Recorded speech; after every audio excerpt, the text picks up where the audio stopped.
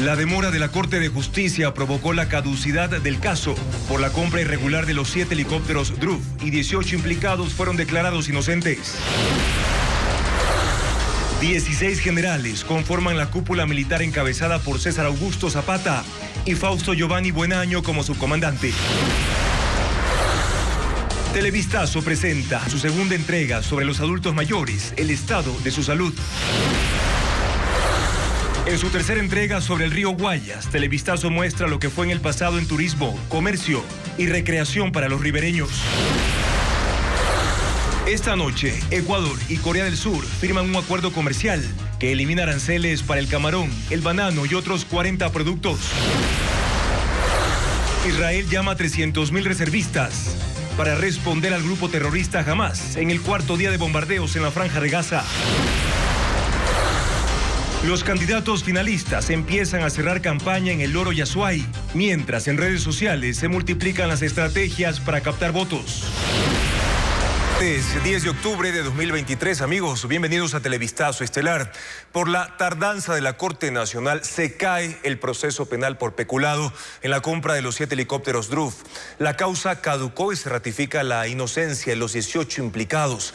Jacqueline Rodas se reporta que los jueces responsables de esa demora pueden ser sancionados. La demora de la Corte Nacional de Justicia echa abajo el proceso penal por peculado en la compra de los 7 helicópteros DRUV.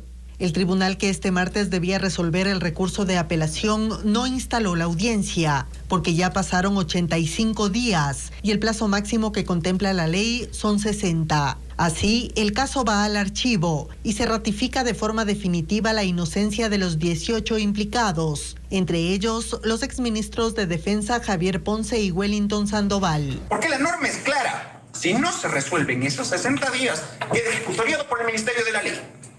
Entonces, problemas internos dentro de la conformación de la sala no tienen nada que ver. La fiscal Diana Salazar citó normas internacionales y dijo que el caso no puede cerrarse. Estarían permitiendo escenarios de impunidad. La justicia no puede ser sacrificada por la sola omisión de formalismos excesivos. La decisión no fue unánime, sino por voto de mayoría de los jueces Marco Rodríguez y Byron Guillén, quienes dijeron que no son responsables de la tardanza porque llevan un día en conocimiento de la causa. En contra, votó la jueza Mercedes Caicedo, quien también deslindó responsabilidad. Ella y los conjueces Lauro de la Cadena y Carlos Pasos estuvieron como ponentes del Tribunal de Apelación en reemplazo del presidente Iván Saquicela. Según el Código Orgánico Integral Penal, el Consejo de la Judicatura puede iniciar acciones disciplinarias si encuentra que algún juez fue causante de la demora. En una reunión del Gabinete de Seguridad, el presidente Guillermo Lasso aprobó la nueva cúpula policial. Fabiola Santana informa quiénes liderarán a 59.000 agentes a escala nacional. 3 días después de que el presidente Guillermo Lasso removiera a 4 integrantes de la cúpula policial, este martes, el mando institucional quedó reorganizado. César Zapata reemplaza a Fausto Salinas como comandante general. Fausto Buenaño es el subcomandante. Víctor Zárate, inspector general de la policía. Freddy Zarzosa queda al frente de la Dirección General de Investigaciones en lugar de Alain Luna. William Villarroel, director nacional antidrogas, reemplaza a Pablo Ramírez, quien ahora será el director de Seguridad Ciudadana.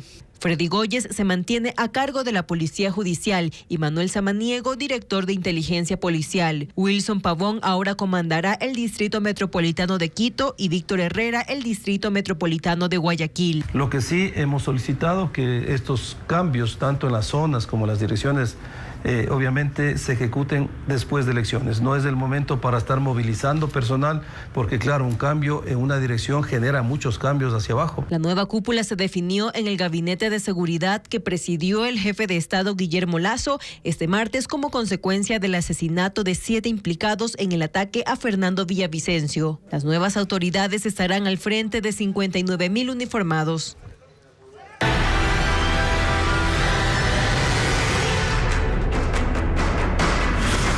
Israel, bajo ataque terrorista. Continúan los ataques en Israel y las autoridades de ese país ya toman nuevas acciones. Andrea Báez ya nos acompaña para contarnos las novedades de este conflicto. Andrea. Juan Carlos, Israel enlista a 300.000 reservistas para su respuesta militar contra el movimiento palestino Hamas, que esta noche ha lanzado más cohetes hacia el sur de Israel. Así también aumentan los bombardeos en la Franja de Gaza, donde hay ciudades arrasadas en un intento por anular la ofensiva de los extremistas islámicos. Informa Pedro Jiménez.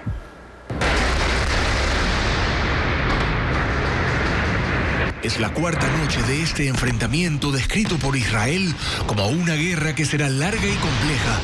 Los ataques de la milicia extremista Hamas con cohetes hacia la ciudad de Ashkelon se extendieron durante este martes.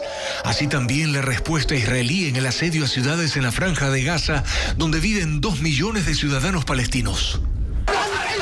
Es ahí donde están los cuarteles generales de Hamas, instalados en bloques residenciales, en mezquitas y otros edificios que son bombardeados en forma constante desde la tarde del sábado. Desde ese día han muerto 1.000 personas en Israel por los ataques de Hamas, mientras que en Gaza se habla ya de 900. Ahí, brigadas de rescate sacan a más cuerpos entre escombros. Mientras que en Israel han recuperado los cadáveres de más gente, familias enteras que fueron masacradas incluso en los kibutz, como se conoce a las comunidades agrícolas.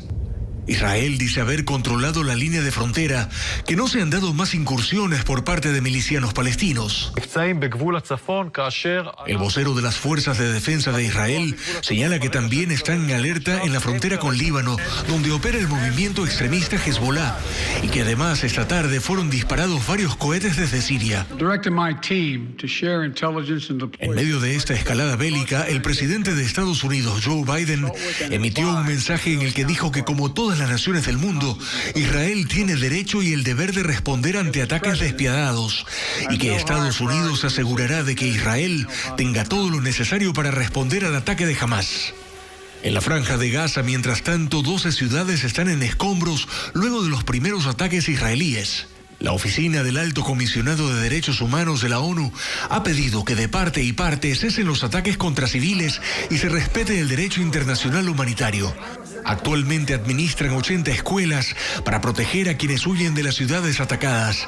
Hay 137.000 personas en esos albergues, pero las capacidades están desbordadas y una vez que Israel ha cortado los suministros de agua y de luz, la situación será más grave todavía.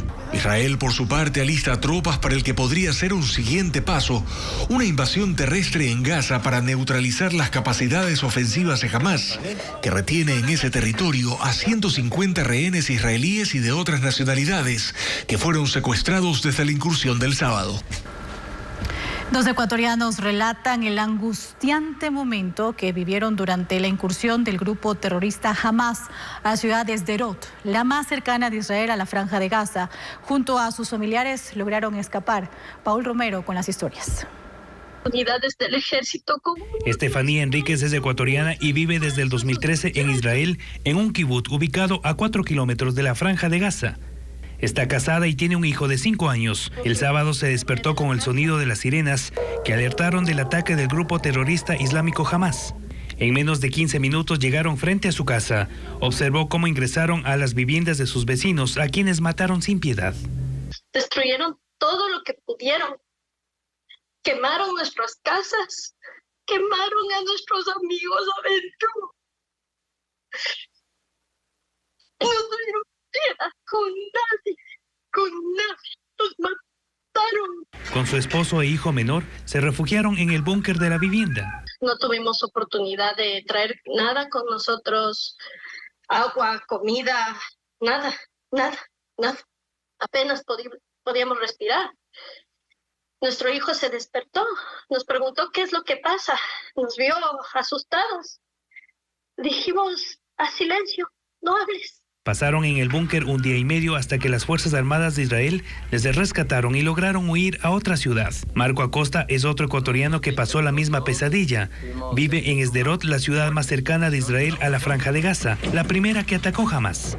Él observó desde el piso 7 de un edificio en donde reside cómo los extremistas islámicos atacaron mientras protegía a su familia. Fue un momento de mucho pánico, de mucho dolor. Lo que todos hicimos fue trancar las puertas de las casas con mesas, con refrigeradores, con cosas pesadas y armarnos con martillos, cuchillos, con lo que se pueda, si es que iban a entrar, que ser del caso de poder defenderle a nuestras familias como buenamente podamos. La familia de Marco también logró escapar de Sderot a otra ciudad ubicada a 200 kilómetros. Ahora está analizando retornar al país. No descarto la posibilidad, pero yo creo que hay que analizar qué es lo que va a pasar en las próximas horas. Según la Cancillería, aproximadamente 1.000 ecuatorianos residen en Israel. Hasta el momento no existen reportes de compatriotas muertos o heridos.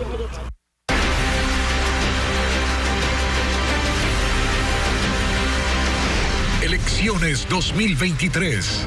Camino a Carondelet. A 2 días del silencio electoral, Luisa González y Daniel Noboa encabezaron eventos de cierre de campaña en el Oro Yasuay. Además, tuvieron mitines y caravanas. Luisa María Heredia con el resumen. Son sus últimos recorridos por el país como aspirantes a la presidencia. Luisa González y Daniel Noboa este martes cumplieron una apretada agenda. La candidata de la Revolución Ciudadana estuvo en Cuenca. Comenzó su día temprano con una entrevista radial. Luego asistió a una cita con el alcalde Cristian Zamora. González lo denominó un encuentro por la unidad. Posterior a eso participó en una asamblea por la vialidad en el sindicato de choferes de la SUAY. La idea era conocer las necesidades de varios gremios sobre movilidad, transporte, construcción y educación. Ya en la tarde la presidenciable se trasladó al cantón Chordelec, donde fue recibida por simpatizantes que la esperaron fuera del mercado Virgen de la Nube. Almorzó allí con alcaldes de cantones aledaños, ante quienes expuso parte de su plan de gobierno. Salió con regalos, un sombrero de paja toquilla y algunas artesanías. Lo último fue un encuentro con estudiantes de institutos superiores. Así Luisa González cerró campaña en esa provincia. Daniel Noboa, en cambio, dividió su jornada entre Guayas y El Oro. Tras un par de entrevistas en Guayaquil, asistió a un conversatorio con los estudiantes de la Universidad Casagrande. Respondió a cada una de las preguntas de los jóvenes, especialmente sobre empleo y seguridad. Después de esa actividad, se trasladó a Machala. Acudió a otro conversatorio con alumnos en la Universidad Técnica de esa localidad. Ante el auditorio expuso sus propuestas de campaña, puso mayor énfasis en temas relacionados con el fomento productivo y los planes para el sector agrícola. Al final el evento recibió un presente, un terno que en el forro tenía fotografías impresas en blanco y negro, y ante el clamor del público se lo puso. Noboa cerró su campaña en esa provincia con una caravana motorizada que recorrió otros 3 cantones además de Machala, Santa Rosa, Pasaje y El Guabo. Más del 45% de la conversación sobre los candidatos en redes sociales está contaminada por bots. Son cuentas automatizadas que influyen en las publicaciones, según los expertos. Patricio Díaz con la incidencia que esto ha tenido en la campaña. Las publicaciones que se encuentran en redes sociales son medibles y frágiles a influencias externas. Según un análisis de escucha social del consultor Andrés Jaramillo, hay un alto índice de contaminación de las conversaciones sobre campaña electoral por parte de bots, es decir, cuentas automatizadas que no tienen que ver con personas y que reproducen mensajes en las redes sociales, especialmente en Twitter. Por ejemplo, en el último mes se identificó que de las publicaciones en las que se menciona a Luisa González, el 45.6% son bots, el 27.6% serían posibles bots y el 26.7% humanos. En las menciones a Daniel Noboa pasa casi lo mismo. El 45.6%, según este estudio, serían bots, el 28% posibles bots y el 26.3% humanos. ¿Qué influencia tienen en las tendencias y conversaciones? Impulsar una conversación, ya sea positiva o negativa, de uno u otro candidato para intentar posicionar en la opinión pública un mensaje o una idea. Por ejemplo, que uno de los 2 candidatos fue el ganador del debate. Entre las características de los bots se identifican cuentas casi sin seguidores y que siguen temas específicos, pero que por su número alteran las tendencias o los sentimientos que se reflejan en las redes, entre positivos y negativos. Producto de eso es que vemos que Twitter, que es la plataforma por excelencia en donde están la mayor cantidad de bots, cada vez tiene menos usuarios. La gente está escapando de esas redes precisamente porque se han vuelto tóxicas. Esto no es todo. El colectivo Usuarios Digitales identificó en la campaña electoral además que ya existe inteligencia artificial, usada en los contenidos que vemos en redes sociales. Mutan a campañas muy puntualizadas a atacar o a apoyar a un candidato dependiendo de quién le pague. El ciudadano debe verificar lo que recibe en redes sociales, las publicaciones que puedan sorprender o cambiar sus percepciones, dicen los expertos. Una primera pausa y al volver, los 4 ríos que abastecen a Tulcán se están quedando sin agua. ¿Cómo afecta esto a los pobladores? Ya le contamos.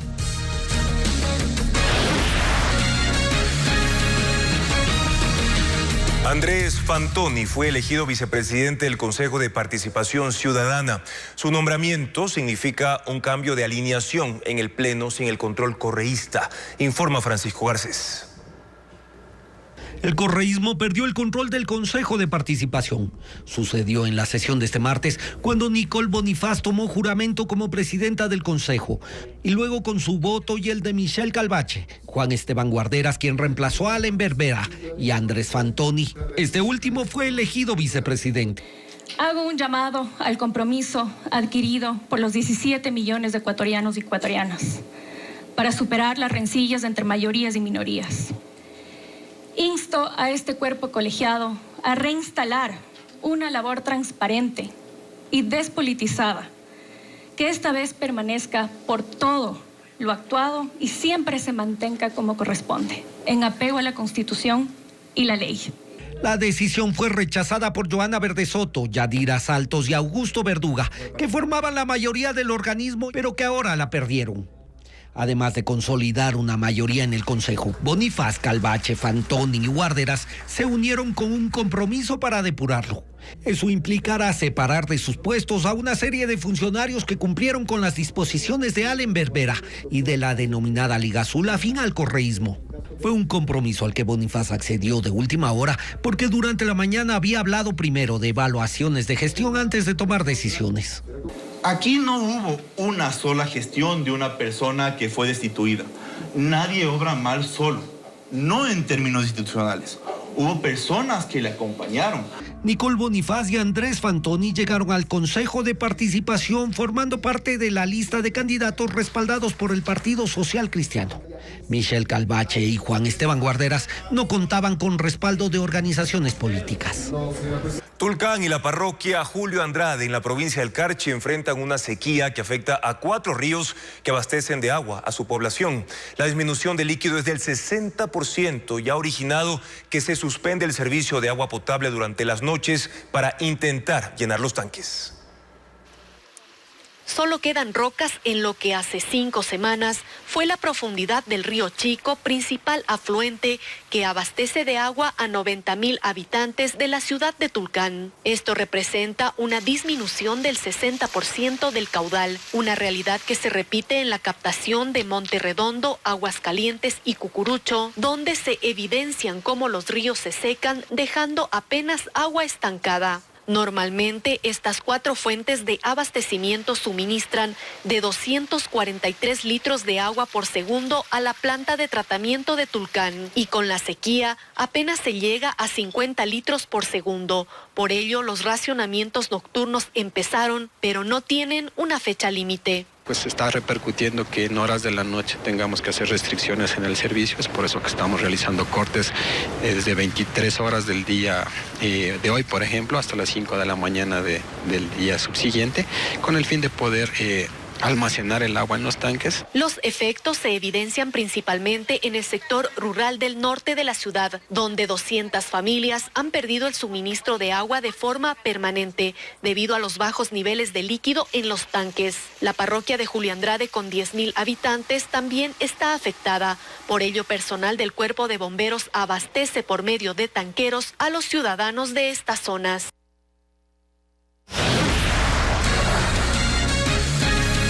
40 productos ecuatorianos entrarán con arancel cero a Corea del Sur. ¿Cuáles son y cómo adquirieron ese beneficio?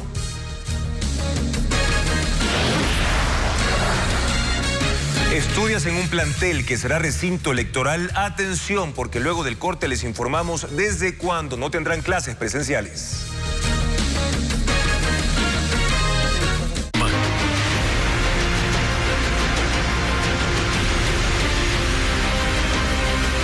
sesión solemne por los 203 años de independencia de Guayaquil se hizo campaña. El alcalde Aquiles Álvarez criticó en su discurso a Daniel Noboa y promocionó la imagen de Luisa González. Ahora, los funcionarios públicos no pueden incurrir en proselitismo político, así lo establece la ley. Luisa María Heredia lo explica en el siguiente informe.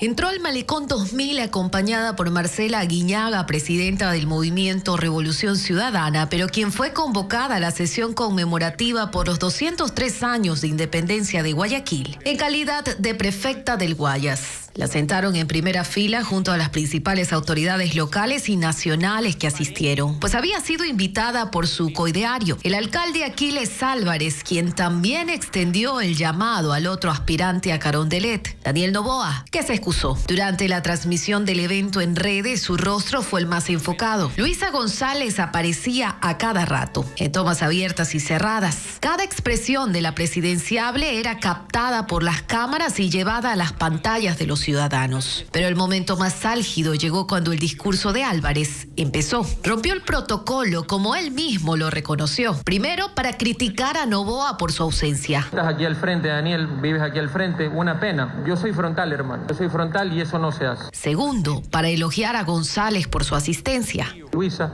gracias por venir. Es un honor tenerte aquí. Que es tiempo de parar con la vieja forma de hacer política, acotó. E hizo un llamado a dejar el odio de lado y a unir nuevamente el país, lo que refuerza aún más el discurso electoral de González. Se está aprovechando el cargo, se está aprovechando los recursos públicos, se está aprovechando la infraestructura estatal. Esta es una práctica común de la Revolución Ciudadana. Sus alcaldes y prefectos han incluido el proselitismo en sus mensajes y en sus agendas, o incluso aparecen en actividades de campaña, como mítines y caravanas. Así se ha visto a Paola Pavón, prefecta de Pichincha, y a Pavel Muñoz, alcalde de Quito, aunque lo prohíbe la ley. Una infracción electoral grave. Ningún servidor público puede inducir o tratar de inducir favorablemente al voto de una autoridad o de una tendencia en el caso de consultas populares, menos aún en eventos o actos solemnes. El Tribunal Contencioso Electoral es el órgano llamado a intervenir, pero primero debe recibir una denuncia que podría ser presentada por el Consejo Nacional Electoral, algún actor político o por la ciudadanía. La sanción va desde una multa hasta la suspensión de los derechos políticos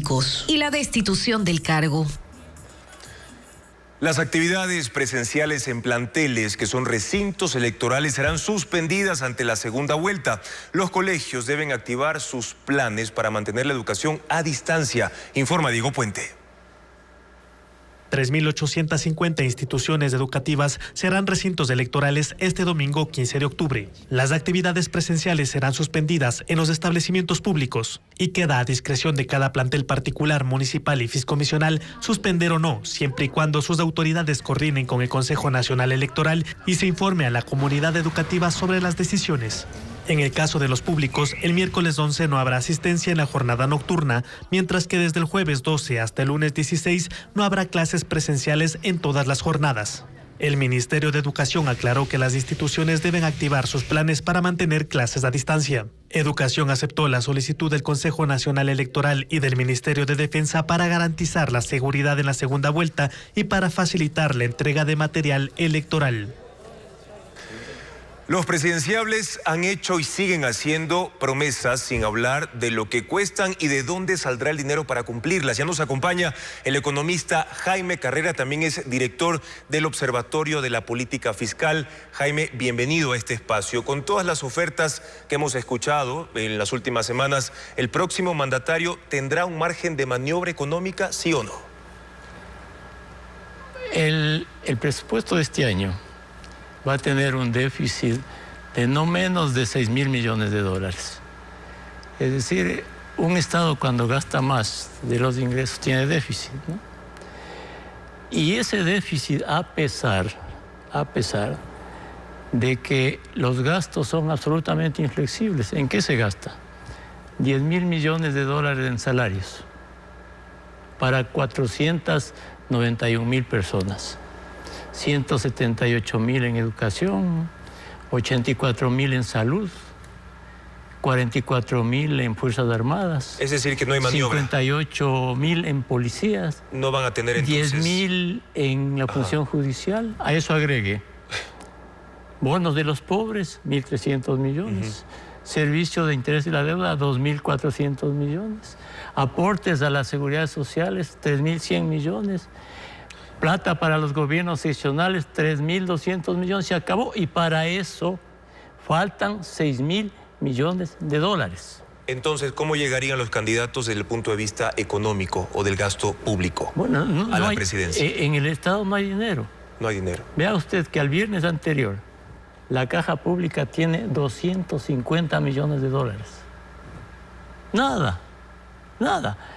Y además, el próximo año no se sabe cuánto va a costar el fenómeno del niño, los gastos, la inseguridad, y además, si no se explota el ITT, y justamente menos ingresos. Y ahora con estos problemas que hay, que usted los ha detallado muy bien, Jaime, los dos candidatos han dicho que van a echar mano de la Reserva Internacional del Banco Central. Por un lado, Luisa González de la Revolución Ciudadana, 2.500 millones, y Daniel Noboa, 1.500 millones. Le consulto, ¿esos dólares son reales? ¿Los pueden traer? Cuando adoptamos la dolarización, en el 99, el Banco Central imprimía billetes, los ponía a circular, se devaluaba la moneda, subía la inflación, los salarios iban por debajo siempre de la inflación, la gente se volvía más pobre. Y ya no tenemos eso. ¿Por qué adoptamos la dolarización? Para que el Banco Central no imprima, porque no puede. Es un banco de reserva. Y cuando se dice que se va a utilizar la reserva, lo que se hace es inventar dólares, crear dólares. Es decir, que Jaime, esos dólares de la reserva no son reales. No son reales. Existen dólares en la reserva, pero cuando se dice que se va a tomar dólares de la reserva. Se crean dólares ficticiamente. Se le dice, por ejemplo, al Ministerio de Finanzas, vas a tener 2.000 millones de dólares en tu cuenta. Ahí va. Finanzas dice, al Ministerio de Salud te acredito 2.000 millones, o al otro, universidades te acredito, pero no hay respaldo en dólares. Pero ¿qué pasa? El Ministerio de Salud toma esa acreditación ficticia e importa medicinas, por ejemplo. En ese momento, para importar, el Banco Central tiene que mandar dólares de afuera. Ahí sí dólares reales. Sí. Entonces baja la reserva. Entonces, al bajar la reserva, se crean expectativas negativas para la dolarización. ¿Por qué? Sube el riesgo país. Y al subir el riesgo país, hay menos créditos. El sistema financiero no puede tomar créditos de afuera para empujar la economía. Lo mismo las empresas, tampoco pueden tomar créditos. Entonces, cuando se toma la reserva, entre comillas, se bajan las reservas del Banco Central y se impiden que vengan dólares para el sistema, para toda la economía. Pero ese es solo un efecto de tomar la reserva. ¿Y qué efecto puede tener eso en la economía? Tomar la reserva, una parte de la reserva. El efecto perverso en el tema fiscal. Porque ¿qué pasa? Si usted tiene un déficit de 6.000 millones de dólares, el déficit se financia con deuda. Y además hay que pagar 5.000 millones de amortizaciones de deudas pasadas. Sube el riesgo país, ¿no? ¿Cómo financia el déficit el Estado? Porque puede gastar la plata de la reserva, pero le faltan 6.000 millones de dólares para pagar sueldos, para pagar transferencias, todo eso. Si sube el riesgo país, nadie le presta. Claro, es imposible. ¿Quién le va a prestar al Estado? Entonces vienen las tentaciones. Para financiar ese déficit, ¿le coloco bonos a los bancos? Genera una expectativa negativa. La gente dice, bueno, si están tomando dólares de la reserva de los bancos, yo voy y retiro mis dólares y los prefiero tener en mi casa. Ok, por ese lado entonces, Jaime... Pero un elemento adicional a eso, ¿sí? Un elemento adicional. El momento en que el gobierno gasta por acá la reserva y le falta 6.000 millones para cubrir los gastos, ¿sí?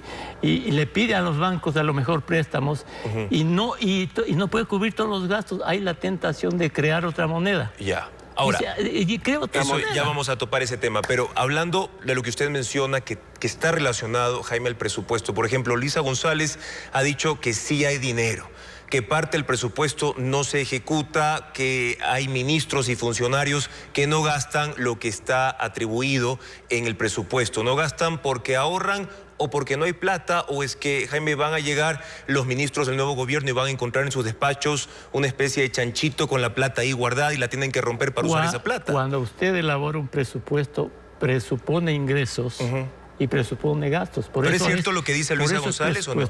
Déjeme explicarle.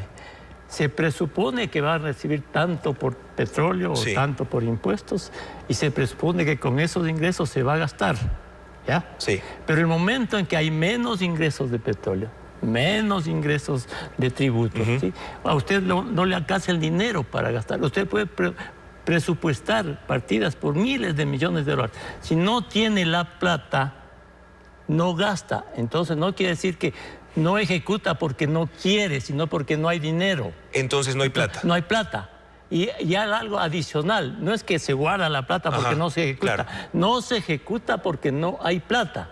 Pero además, como no hay plata, se acumulan deudas.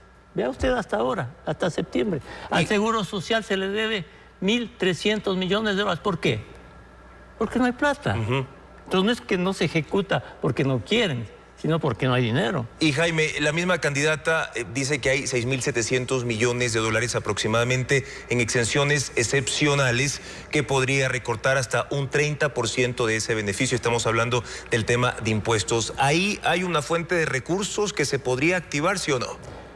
Primero, no son 6.300. 6.700 dice ella. Supuestamente las exenciones y otro tipo de deducciones de los impuestos son 5.000 millones de dólares. El 72% de eso, de esas deducciones y exenciones, son beneficios sociales. No pagan IVA, alimentos, medicinas, vivienda, transporte, educación y una serie de beneficios. La devolución a las personas de la tercera edad. ¿Se puede recortar eso?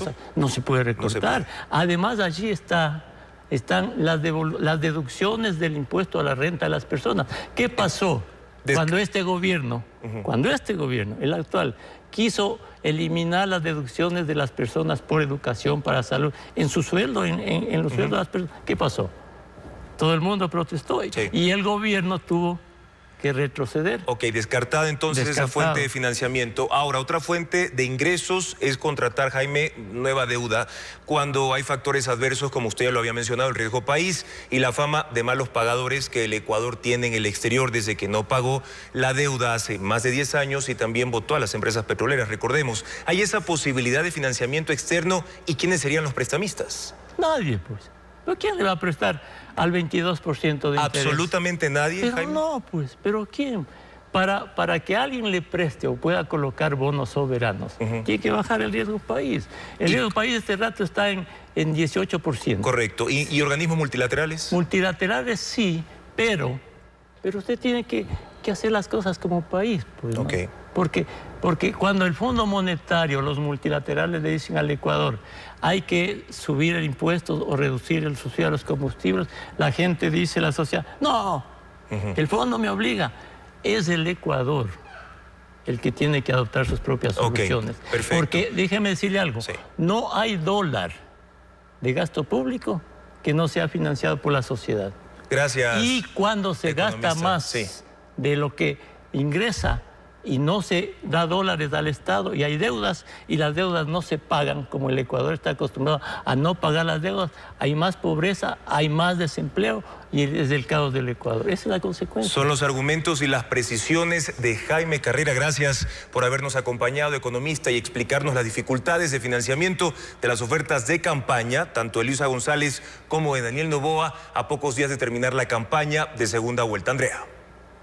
Claudia Goldin, profesora de la Universidad de Harvard, recibió el Premio Nobel de Economía.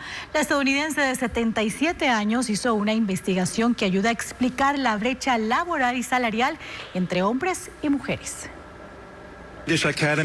La Real Academia de las Ciencias de Suecia reconoció una investigación que da luz sobre las causas de las desigualdades profesionales relacionadas con el género y le otorgó a su autora el Premio Nobel de Economía. Se trata de la profesora de la Universidad de Harvard, Claudia Goldin, quien estudió 200 años de la participación de las mujeres en la fuerza laboral, demostrando que a pesar del crecimiento continuo, el aumento de su nivel académico y el reconocimiento de muchos derechos en general, no igualan las oportunidades de empleo de los hombres ni su sueldo, y explica el porqué. Son una interacción entre lo que sucede en el hogar y en el mercado laboral. Hay una mayor especialización para las mujeres en casa, que a menudo aceptan trabajos que les permiten estar en guardia en sus viviendas, y esos empleos son menos remunerados, dice. La academia consideró que la investigación de la estadounidense proporcionó el primer informe integral sobre esta problemática, permitiendo comprender el papel de la mujer en el ámbito laboral y conocer qué barreras se deben superar para disminuir la brecha. La obra de Goldin comprende varios libros, publicados desde 1990, donde ha demostrado que pese a que el progreso tecnológico y el crecimiento del sector servicios aumentaron la demanda de mano de obra femenina en el siglo XX, en contraparte, el estigma social, la legislación y otras barreras institucionales, aparte del matrimonio, limitaron la influencia de esos factores, llevando a que solo cerca de la mitad de las mujeres del mundo tengan trabajos remunerados, a diferencia de los hombres, que llega al 80%. Además, ha indicado que la desigualdad salarial no tiene que ver tanto con la discriminación como con el elevado costo de la flexibilidad laboral y la conciliación del trabajo y la familia. La economista también ha sido galardonada con premios como el Minor Prize en 2009 por sus contribuciones en la economía laboral, y en el 2019 la Fundación BBVA le otorgó el Premio Fronteras del Conocimiento. Ha seguido su trayectoria académica con estudios sobre el impacto de la píldora anticonceptiva en las decisiones profesionales y matrimoniales de las mujeres. Goldin espera que su premiada investigación ayude a disminuir esa brecha y se valore más las capacidades que el género.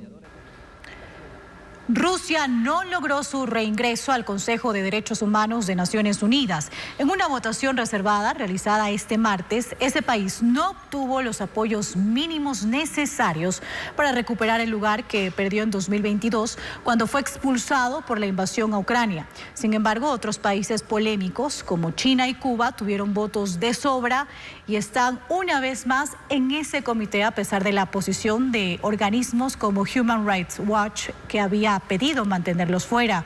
La votación se realizó en la sede de la Asamblea General de la ONU en Nueva York. En Estados Unidos, un profesor de horticultura de Minnesota logró el récord de haber cultivado la calabaza gigante más pesada del mundo. El campeonato, que se celebra desde hace 50 años en California, tuvo como ganador a Travis Ginger, de 43 años, con un producto que pesa 1.247 kilos, más de 2.700 libras. Ginger cultiva calabazas desde hace 30 años y dice que esta vez la abonó con fertilizantes adicionales y la regaba 12 veces por día. El premio es de $30,000. El primer laboratorio para detectar contaminantes agrícolas en los cultivos se inauguró este fin de semana en Galápagos. Los equipos tecnológicos analizarán la calidad de frutas y verduras de consumo humano y animal en más de 250 fincas del archipiélago, como lo reporta Vanessa Robles. Detectar la presencia o ausencia de contaminantes químicos de uso agrícola en la producción que se cultiva y comercializa para cerca de 30,000 habitantes en las Islas Encantadas. Esa es la finalidad del primer laboratorio científico, que entró en funcionamiento este fin de semana en las instalaciones de la Agencia de Regulación y Control de Bioseguridad y Cuarentena para Galápagos, ubicado en la isla Santa Cruz. Este cromatógrafo de gases, que es un equipo que te permite poder medir qué grado de contaminación tiene este producto. El equipo, que fue una donación del Ministerio de Ambiente, tiene capacidad para analizar hasta 60 muestras al día de forma automática. Los exámenes permitirán verificar la calidad de las frutas y verduras, como brócoli, tomate, remolacha, lechuga, entre otros, precautelando no solo la salud humana, sino también la animal y del ecosistema. Son importantes medir porque pueden ser contaminantes tanto para el ser humano como para las plantas que habitan acá. Este proceso de análisis será implementado de manera aleatoria en las más de 250 fincas de las 4 islas pobladas, es decir, San Cristóbal, Santa Cruz, Isabela y Floreana. ¿Qué dificultades enfrentan las personas de la tercera edad para acceder al servicio de salud? Al volver lo revisaremos.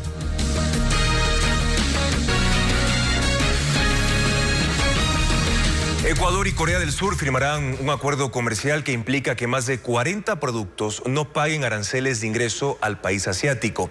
Esto hará a Ecuador más competitivo en el mercado de exportaciones frente a Colombia, Perú y Chile, que ya tienen tratados similares. Adriana Bermeo explica el alcance del acuerdo. La noche de este martes, Ecuador firmará el acuerdo de cooperación económica con Corea del Sur. Los ministros de Comercio y de la Producción de ambas naciones suscribirán el tratado en Seúl para que los productos ecuatorianos que se exportan a ese país ingresen sin pagar aranceles. Son 42 productos, entre otros, palmito, banano, aguacate, brócoli, rosas y flores, pitahaya, piña y mango. En el 2022, las ventas a Corea del Sur representaron ingresos por $90 millones. El camarón fue el producto que más se exportó, en total $59 millones. Los procesados y congelados de vegetales, frutas, los derivados de la cadena del cacao, son productos que tienen un alto potencial de acceso al mercado coreano y que hasta esta fecha no habían podido acceder justamente por las barreras arancelarias. Con este tratado, Ecuador también accederá a materia prima y tecnología a menor costo para mejorar la producción en sectores industriales.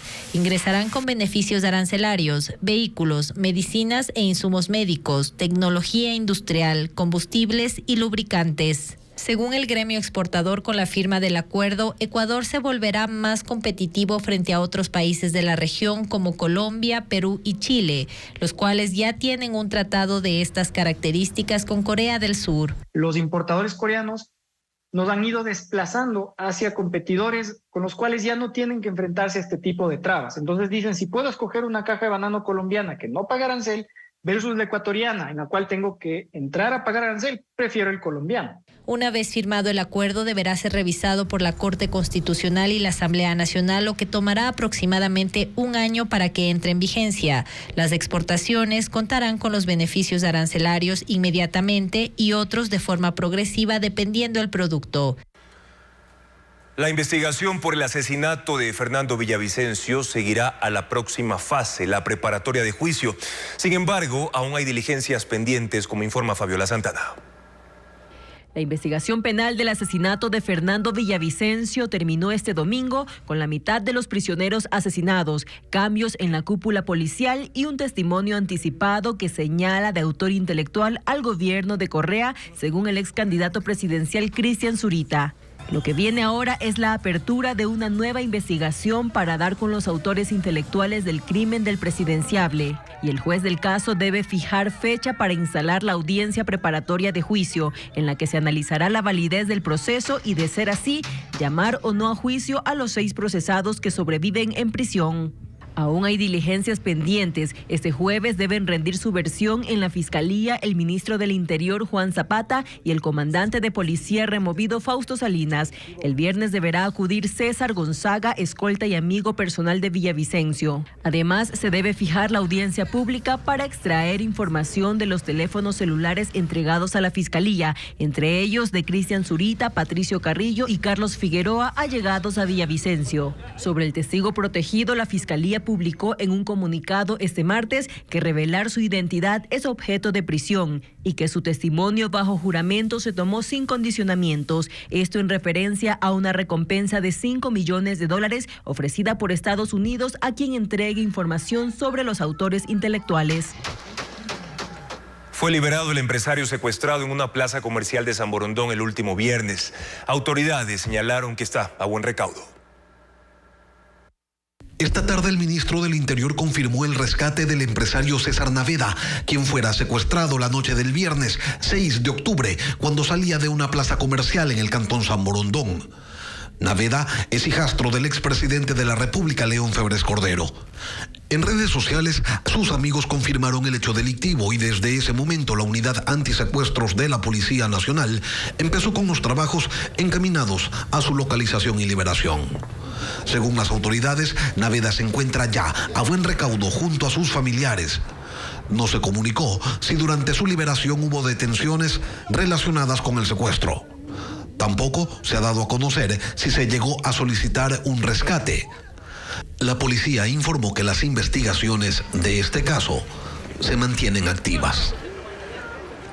Un envejecimiento digno como política de Estado es un tema que no se discute en Ecuador. El acceso a la salud y a medicamentos es todavía un problema no resuelto y es la principal preocupación del adulto mayor. Hernán Higuera cuenta más sobre la salud de las personas de la tercera edad. Mantener la salud física y emocional es la principal preocupación de los adultos mayores y sus familias. Según datos del Ministerio de Salud, a la fecha se han atendido 500,000 adultos mayores por enfermedades que por su prevalencia son las más comunes: hipertensión, diabetes tipo 2, hipotiroidismo, insuficiencia renal, hiperplasia de próstata, infecciones de vías urinarias, obesidad, dolor de articulaciones, trastornos cognitivos leves, gastritis, osteoporosis, depresión y Alzheimer. 430,000 adultos mayores, según el Ministerio de Salud Pública, han sido atendidos por consultas preventivas. En el sistema de la Seguridad Social, en cambio, los datos proporcionados por el IES registran la atención de casi 900,000 pacientes afiliados y beneficiarios de la tercera edad con las mismas patologías que se atendieron en distintos niveles, dependiendo de la complejidad. El sistema de salud público y del Seguro Social no desconocen los problemas de agendamiento de citas, la atemporalidad de las consultas y la escasez aún no superada de medicamentos e insumos. Y los grandes síndromes geriátricos, que dentro de esos grandes síndromes geriátricos consta, por ejemplo, las caídas, que son muy poco analizadas y evaluadas. Las caídas dejan más adultos mayores con discapacidad. Los entornos intra y extrafamiliares no son amigables. 223,000 personas adultas mayores están registradas en el Consejo Nacional de Discapacidades por caídas o accidentes. Tienen problemas auditivos, problemas intelectuales, de lenguaje, psicología y psicosocial y visual. Quienes tienen posibilidad van a consulta privada. Otros se resignan a la espera y al cambio de calidad de vida. La situación de salud para el adulto mayor en la ruralidad es más complejo. Cada año los adultos mayores en Ecuador serán más y hay un déficit de especialistas geriatras.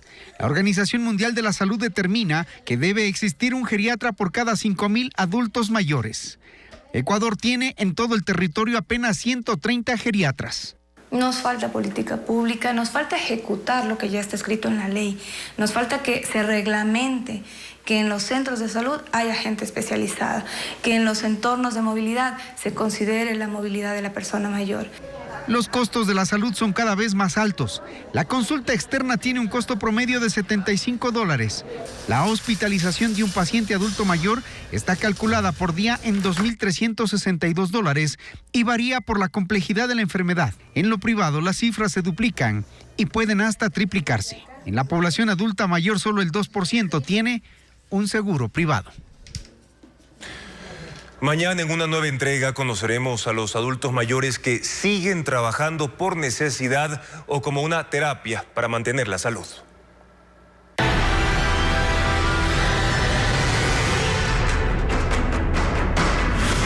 Israel bajo ataque terrorista.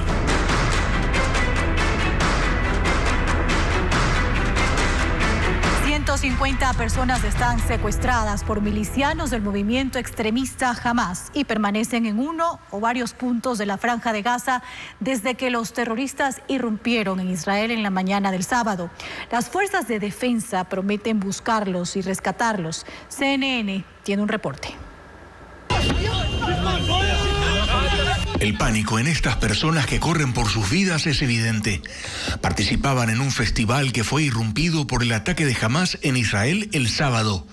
Desde el aire se anticipa el trágico resultado, ilustrado con imágenes perturbadoras. Aquí se ve a militantes disparando a quemarropa a personas que trataban de huir del festival. Esta foto muestra a algunas de las personas que murieron en el ataque. Pero el calvario continúa para decenas de personas que fueron capturadas, como Noah Argamani, a quien se ve en este video siendo trasladada en una moto. Su novio, Avi Nathan, también fue tomado como rehén. Las imágenes muestran cómo dos hombres sujetan sus manos en la espalda. El padre de ella dice que no puede creer que se trate de su hija, a pesar de que está viendo un video donde se le escucha pedir clemencia. Uriel Bogbot dice que cuando lo llamaron para avisarle que su hermano estaba en manos de Hamas, no lo podía creer, hasta que vio esta imagen. Aquí vemos a una mujer en una camioneta, a quien un militante de Hamas le cubre la cabeza con una bufanda. Johnny Asher asegura que es su esposa, con quien perdió contacto el sábado. También dice que estaban sus dos hijas y su suegra. No hay duda en mi mente. Las reconocí. Son mi esposa, mis dos hijas pequeñas que estaban en el auto. Lo que puedo decir es que no vamos a parar sin hacer todo lo posible para rescatarlos. No abandonaremos a nadie y haremos lo que sea necesario. Las brigadas de Al-Qassam, que son el brazo armado de Hamas, dicen que están ubicados en distintos puntos de Gaza y advierten que si Israel ataca esas posiciones, los rehenes podrían estar en peligro. Una amenaza que aumenta las angustias de quienes esperan el regreso con vida de sus seres queridos. Los restos calcinados de un hombre de 23 años de Babahoyo fueron encontrados esta mañana en Guamote, provincia de Chimborazo. Al parecer le habían aplicado la justicia indígena la tarde de este lunes. Según los pobladores, él y otro hombre extorsionaban a dueños de locales comerciales.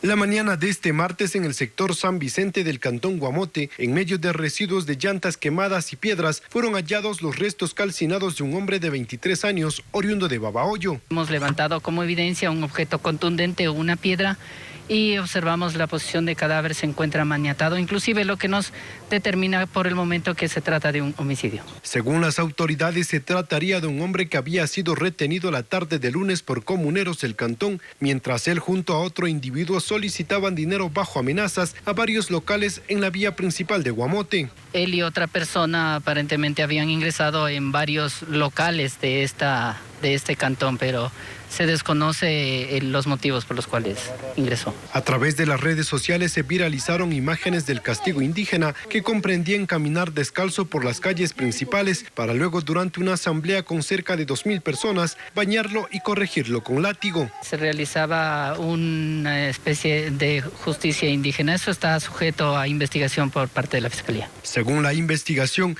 el hombre estuvo en el cantón desde el sábado y resguardaba un camión robado e iba a cobrar una recompensa cuando fue aprehendido junto a otro hombre que huyó. Bajo un estricto silencio de los pobladores, la policía y la fiscalía realizaron el levantamiento del cadáver, que fue trasladado hasta la morgue de Riobamba. Los uniformados dieron a conocer que el sujeto no registra antecedentes penales.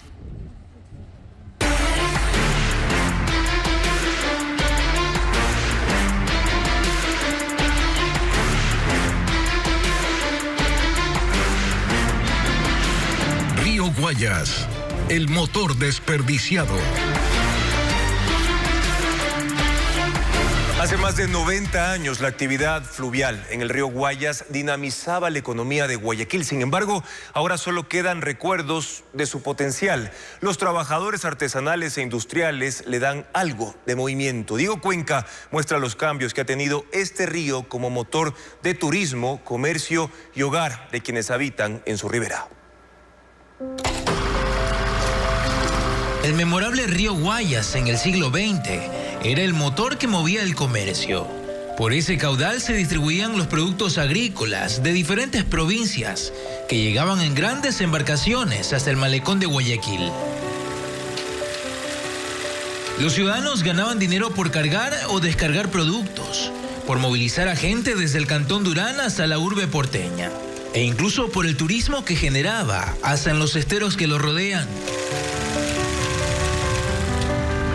Han pasado 94 años y esa intensa actividad se apagó de a poco en las riberas del río, donde se ubican barrios populares como el Guasmo Norte. En esa zona del sur viven más de 200.000 personas, entre ellas artesanos que ahora usan ese caudal como un puente para movilizarse a otros sitios, como camaroneras, manglares para atrapar cangrejos y pescar en aguas del Golfo. El río ya no es su principal fuente de producción, cuenta este grupo de trabajadores, que en una precaria lancha arriba a la orilla de la cooperativa 5 de agosto, donde están sus casas y donde aprendieron a ganarse la vida. Yo tengo 45 años trabajando en el río. Mis padres no me dieron estudio y me enseñaron la pesca, qué sé yo, y ya me quedé ahí hasta el fin que uno ya esté vivo. En las riberas también se levantan zonas industriales, talleres donde reparan grandes embarcaciones que llegan desde Galápagos o barcos de carga que con la ayuda de un remolcador logran navegar. En ese ambiente naval vive Luis desde hace 60 años, quien dice haber visto morir al que llama el manso Guayas. El agua era más clara, era un poco transparente. No es como ahora que está demasiado contaminada, demasiado sucia, que después yo me bañaba incluso, ahora ya no sé qué me va a bañar. En esas orillas contaminadas sobreviven carpinteros navales, como Mauro, que a sus 75 años aún tiene la fuerza para trabajar en lo que antes era rentable por la intensa actividad. Este es el único trabajo que lo aprendí de 12 años. Yo hago estas embarcaciones para los pescadores cangrejeros. Televisazo navegó desde el sur hasta el centro y en las faldas de ese caudal encontró unidades educativas, edificios que están alrededor del barrio El Astillero. El río está lleno de contrastes. Del lado de Durán, pequeñas viviendas integran populares ciudadelas del cantón ferroviario. Mientras en San Borondón se levantan lujosas casas que muestran el crecimiento del sector inmobiliario, que se tomó las riberas de ese río que aspira a ser el motor del renacimiento del turismo, el comercio y la vida de su gente.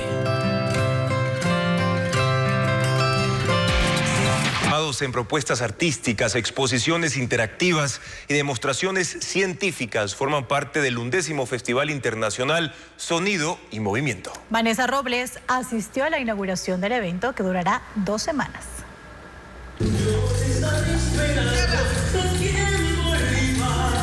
La letra de un pasacalle originario de la comuna Atravesado Libertador Bolívar, en la provincia de Santa Elena, es la cortina musical para esta danza folclórica. 30 minutos de baile resumen el trabajo científico que relata el progreso de esta comunidad peninsular, fusionando el arte y la ciencia. Esta es la temática del 11º Festival Internacional Sonido y Movimiento, en el que se realizarán 31 actividades durante 2 semanas. Universidades locales de Manta, Azogues, Loja y Pastaza, pero también internacionales de Perú, Colombia y España, formaron parte de esta convocatoria. La convención también cuenta con demostraciones científicas y exposiciones interactivas de trabajos de titulación, como el robot Yaren, por ejemplo, un asistente hospitalario que mediante bailes y actividades lúdicas reduce la ansiedad y estrés de los pacientes. Sus partes fueron fabricadas en esta impresora 3D. La entrada es gratuita y se espera recibir a más de 2.000 asistentes entre las 9 de la mañana y 8 de la noche,